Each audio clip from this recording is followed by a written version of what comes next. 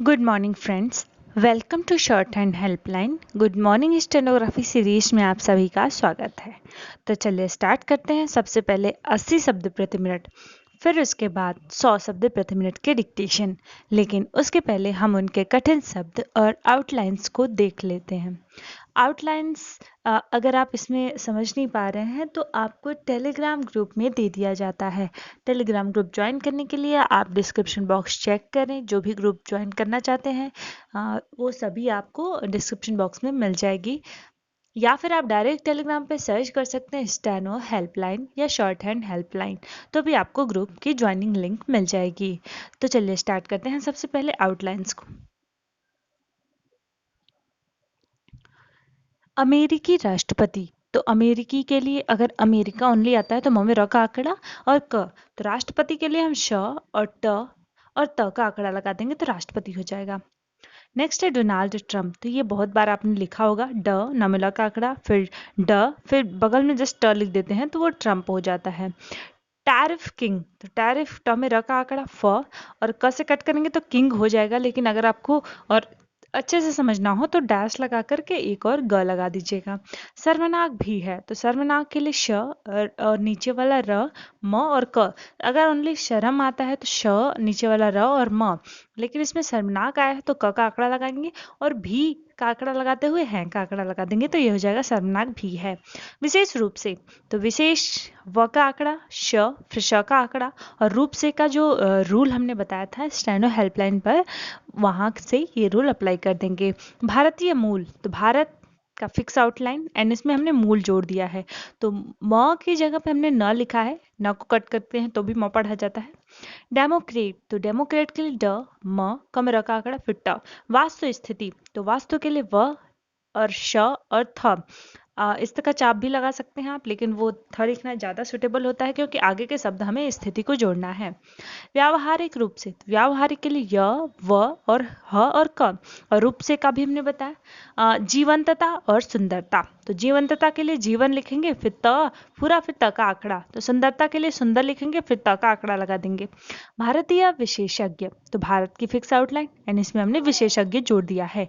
तो विशेषज्ञ में व आया है लेकिन हमने ब लिखा है क्योंकि अगर हम वो बनाते तो आउटलाइन हमारी डिफिकल्ट हो जाती एंड हमें लिखने में परेशानी होती। तो आउटलाइंस हमेशा ऐसे बनाते हैं जो हम आसानी से लिख सकें, और व की जगह हम ब लिख सकते हैं। राष्ट्रीय राजधानी, तो र श ट और राजधानी इसमें जोड़ दिया है। योगदान है, तो योगदान का फिक्स आउटलाइन और है इसमें जोड़ दिया है का आंकड़ा। तो ये तो रही आउटलाइन। अब बढ़ते हैं हम डिक्टेशन की तरफ, जो कि है 80 शब्द प्रति मिनट।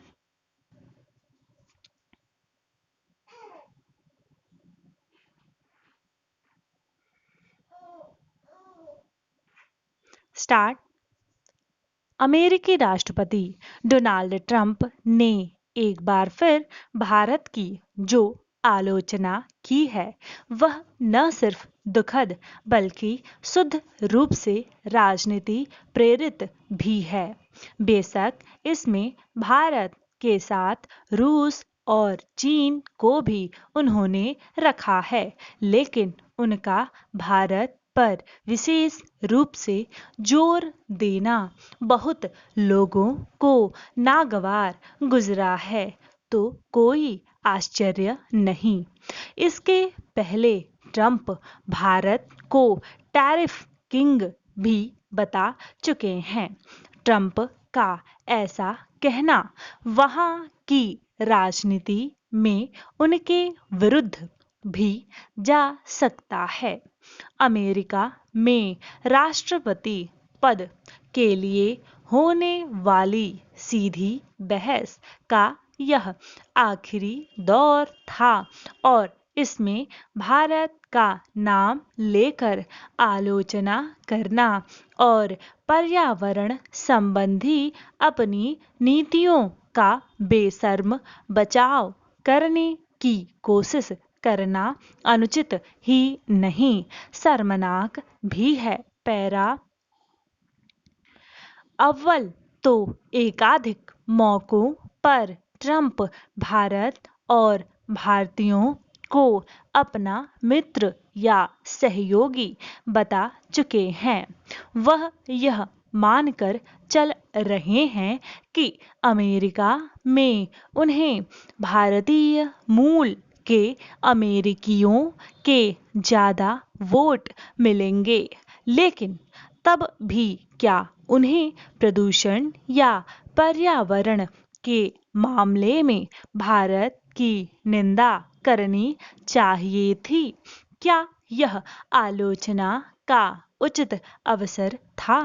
क्या ट्रंप को इस बात का एहसास हो गया है कि भारतीय मूल के ज़्यादातर अमेरिकी मतदाता डेमोक्रेट उम्मीदवार जो बिडेन के पक्ष में मतदान करने वाले हैं? खैर, ट्रंप को अपने देश में ही तत्काल आलोचना का सामना करना पड़ा है। उनके बयान को भ्रामक करार दिया गया है।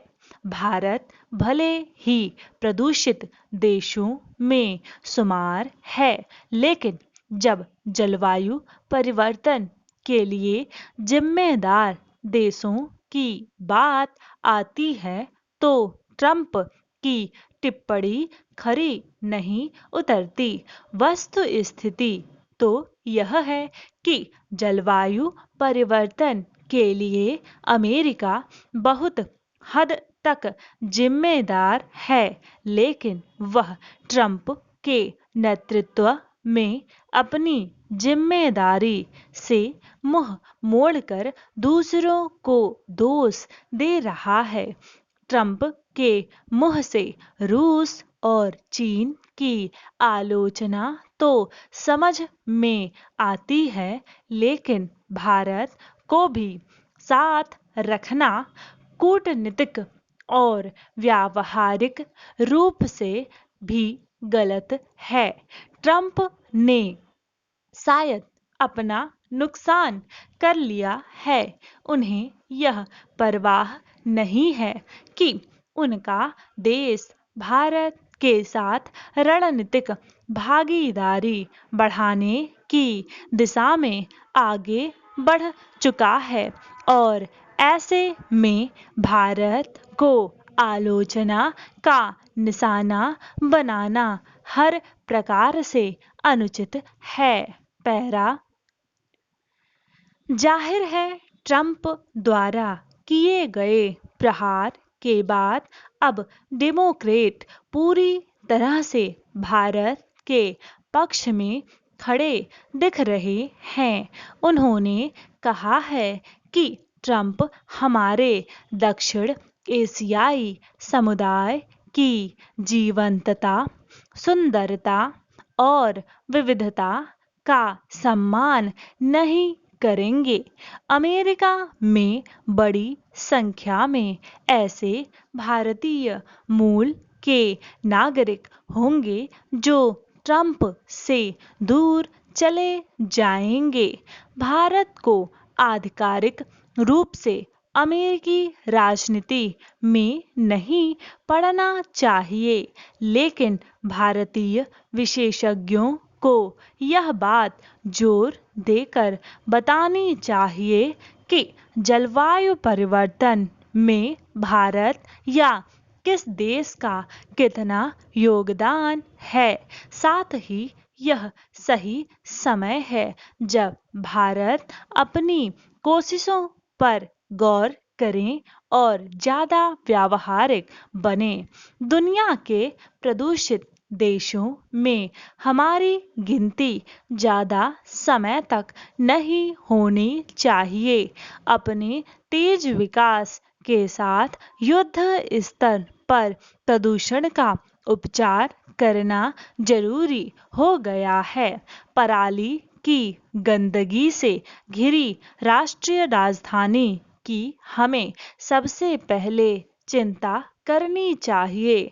हम दुनिया को आलोचना का मौका कब तक देते रहेंगे?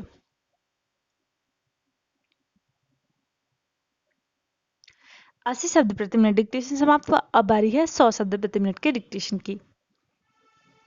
स्टार्ट।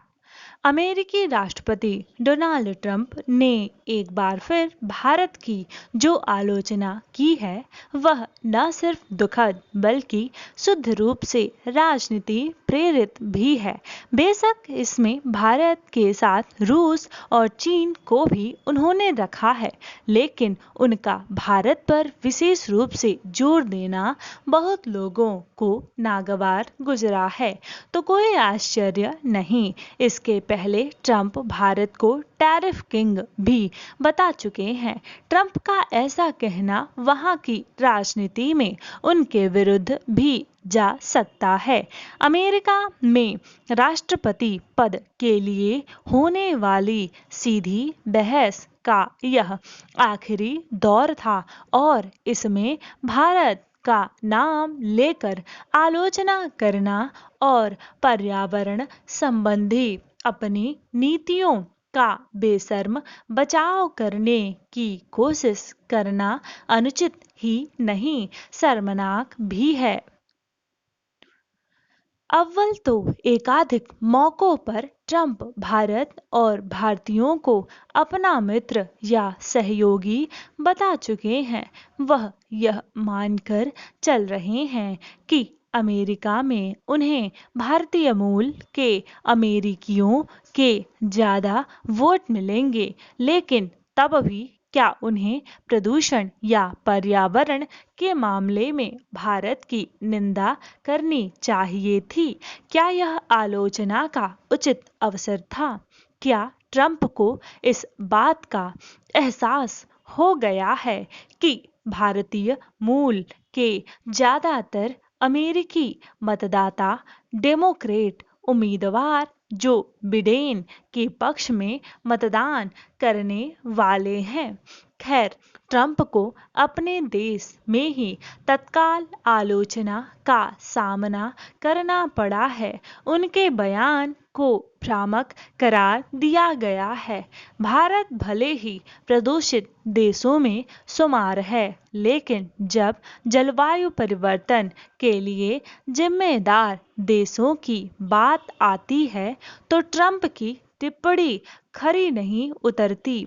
वस्तुस्थिति तो यह है कि जलवायु परिवर्तन के लिए अमेरिका बहुत हद तक जिम्मेदार है, लेकिन वह ट्रंप के नेतृत्व में अपनी जिम्मेदारी से मुंह मोड़कर दूसरों को दोष दे रहा है।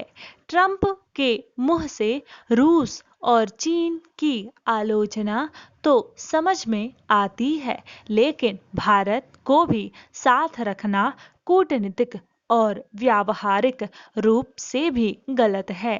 ट्रंप ने शायद अपना नुकसान कर लिया है।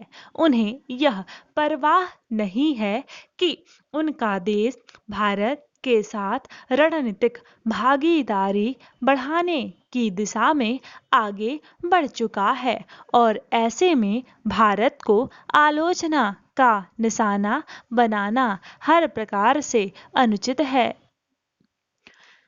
जाहिर है, ट्रंप द्वारा किए गए प्रहार के बाद अब डेमोक्रेट पूरी तरह से भारत के पक्ष में खड़े दिख रहे हैं। उन्होंने कहा है कि ट्रंप हमारे दक्षिण एशियाई समुदाय की जीवंतता, सुंदरता और विविधता का सम्मान नहीं करेंगे।